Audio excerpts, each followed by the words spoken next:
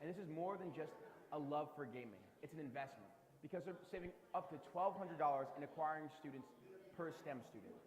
Finally, in 2024, $45 million was distributed in scholarship money. The opportunities are there, but for whatever reason, students are not able to find them. Let's talk about the problems in the current market. The first is that students are going unrecruited. I, for example, was an esports player throughout my 4 years in high school. I was in the top 0.1% players in the game that I played, but finding opportunities was difficult, and I know that I wasn't the only one who felt that way. On the other hand, scholarship money is going unused. Several of the programs we work with tell us how difficult it is to find players to round out their esports teams. These two problems don't seem like they should exist at the same time. It seems simple, right? Connect those players to these colleges, but it's not that easy. Traditional sports has their own solution. There are recruiting platforms like 24/7 and Rivals that make these connections from players to schools. That infrastructure does not exist yet in esports. And that's why we're building eVal. eVal is the all-in-one recruiting platform for players, coaches, and leagues to help support esports. Players can create profiles on our platform that feature key performance metrics from their games, academic information, and bios for recruiters to find and identify their talent. Leagues can serve as nexuses of competition, allowing players to sign up to compete at a single click of a button. And lastly, college coaches can create accounts that serve as pages for their programs, allowing students to find info about the program and scholarships that can help them find opportunities available to them. To build eVal, we've created a team that has experience across esports, tech, and recruiting. And most importantly, we're all gamers. We know the ins and outs of the traditional sports recruiting platforms and the tech behind them. On top of that, we're immensely experienced in the esports industry. Each of us has 4+ years of experience in big industry movers like Dignitas, Vanta, and Mobalytics. We're experienced, we're passionate, and we're ready to make a difference in the esports recruiting space. Let's talk about what's on the market right now and why we're doing this. Services like Tracker.network are great, but they aren't built for recruiting. They don't help students find the opportunities that are available for them. While recruiting services like Stay Plugged In have significant financial barriers for students,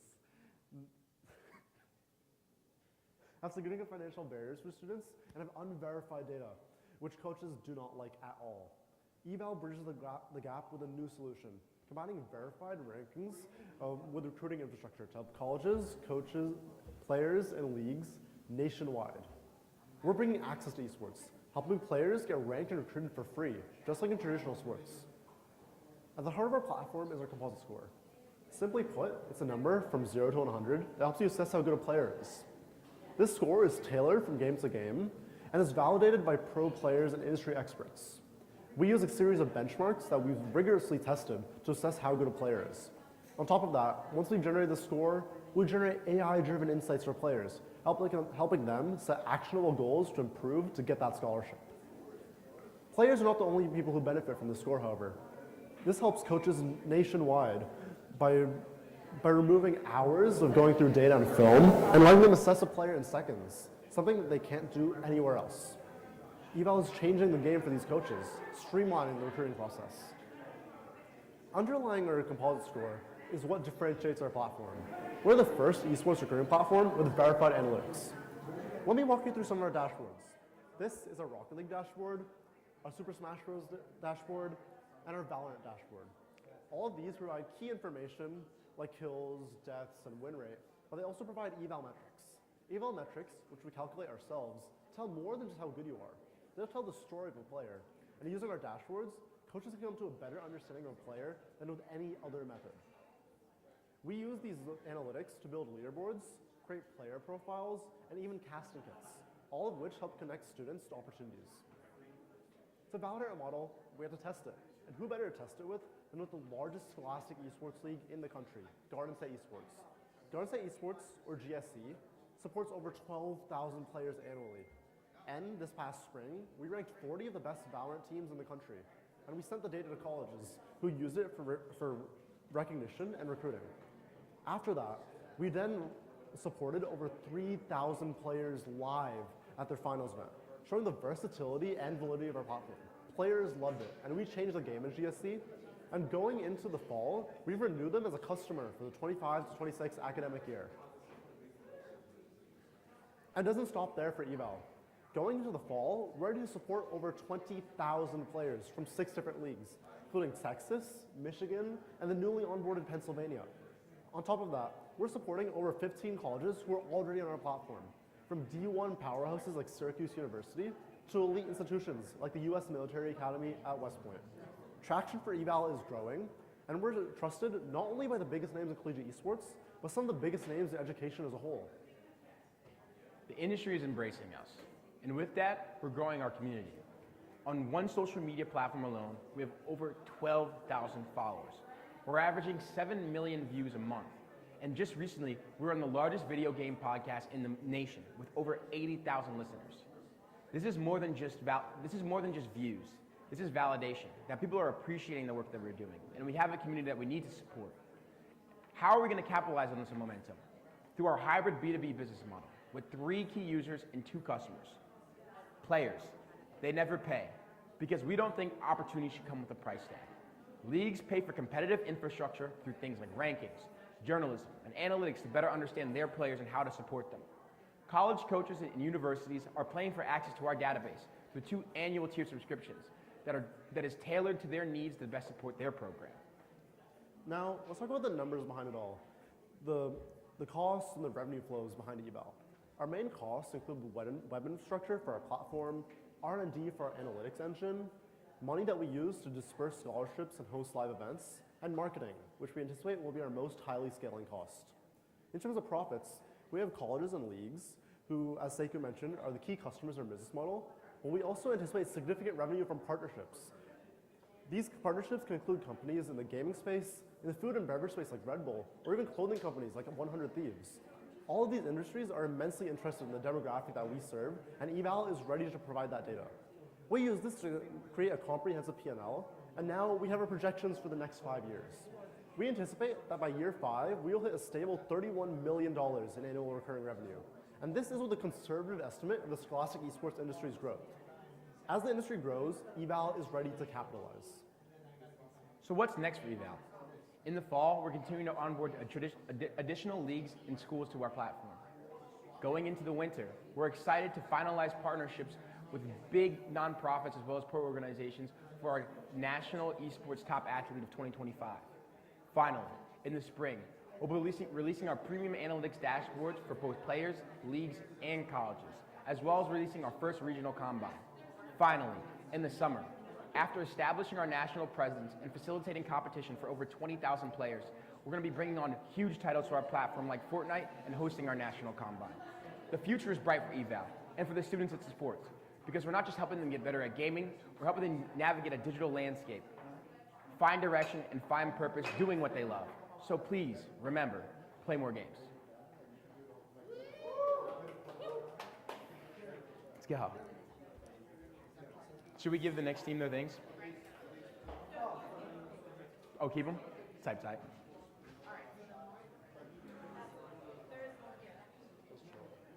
Yeah. Just. Should we, these are off. What's that? Oh, you're clear? I knew that. Stay plugged in.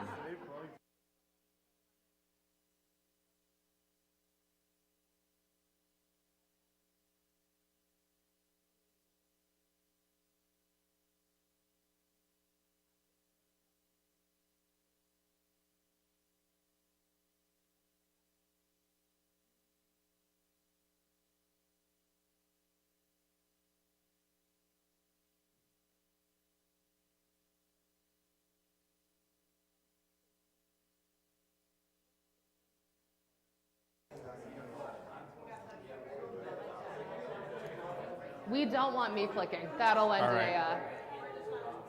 We'll be getting a collage situation. Are we good to jump in? We're good? We're good? All right, 3, 2, 1. Hey everyone, I'm Ash Baudelaire, she, her, and I am the co-artistic director, playwright, and dramaturg of House of Bones Theater Company. And I'm Matthew Cooperberg, they, them, the co-artistic director and theatrical director. And together, we're building an entirely new Gothic theatrical universe for the streaming generation, capitalizing on the trend towards niche content on digital platforms. Humans are wired for sharing stories, and the most powerful narratives aren't just told, they're performed. Theater is a magical form of storytelling, but it's often inaccessible, so most people watch pro shots instead. Now, a pro shot is what happens when a theater films its show for public distribution. Think Hamilton on Disney+. But these recordings are more about preservation than innovation, and they're incredibly expensive. Hamilton cost Disney $75 million. Theater, what happened? We're missing a slide. We're missing a slide. What happened?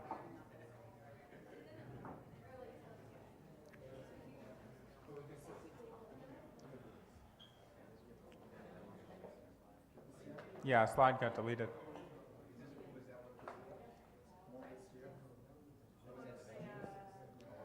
It's the one with the audience pricing on it. I don't see it. We should have 20 slides.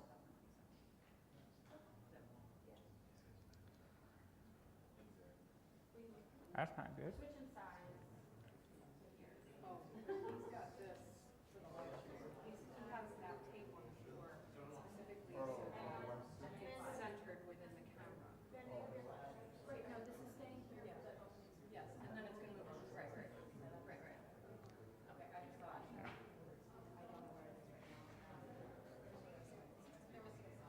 Yeah, a slide got deleted.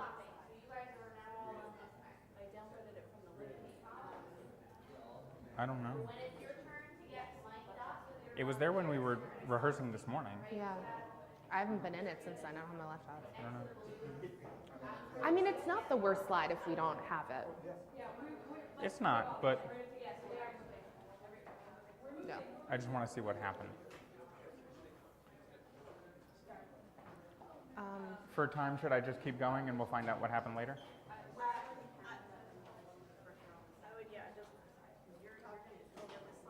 Okay. That's fine. No worries. Gotcha. I don't We will think keep anything rolling. else is missing. Okay, sounds good.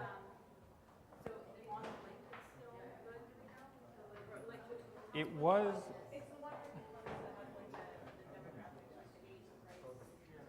Yeah. Yeah, Should we not the worst. Okay, keep going for one through? I'm gonna just start back from the top of my section. Okay. Do you want me to give you the lead-in? Sure. MJ. I want to make sure we're ready to go. Yeah. Stephanie, are we ready to go? Should we just go? Okay. All right. And they're incredibly expensive. Hamilton cost Disney $75 million. Theater, especially Broadway, is also financially and geographically inaccessible for audiences. This is a map of theater stages across the US. As you can see, most are in the Northeast or on the West Coast. Sure, there are some in the middle, but with vast swaths of the country left unreasonably far from anywhere they could go to enjoy live theater. So audiences watch slime tutorials instead. That's the coded name that people use to upload bootleg Broadway recordings to YouTube. And these videos rack up millions of views. Why? Because fans are so desperate to see theater that they'll watch grainy, illegally filmed versions shot from the audience just to get access. That's why we created House of Bones, to innovate a new kind of virtual theater. House of Bones is our digital media company with 16 original shows ready for production. Today's audiences want content that's strange, irreverent, and built for the digital world. And we're capitalizing on that niche market to create theater that isn't live, it's undead. Our flagship product, our undead plays, are at the heart of our brand.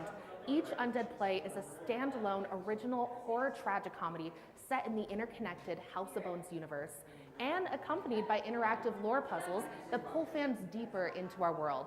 We actually have one for you at our table, so come, solve it, and win a special little treat. Each undead play is also a disruptive new format for digital theater. Shot in a single ghostly point of view, it brings the audience out of their seats and onto the stage.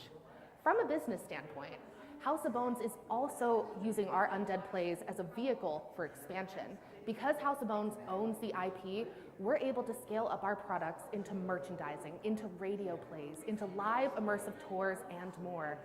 That is what makes House of Bones so unique, is this innovative design. We're not retrofitting stage plays.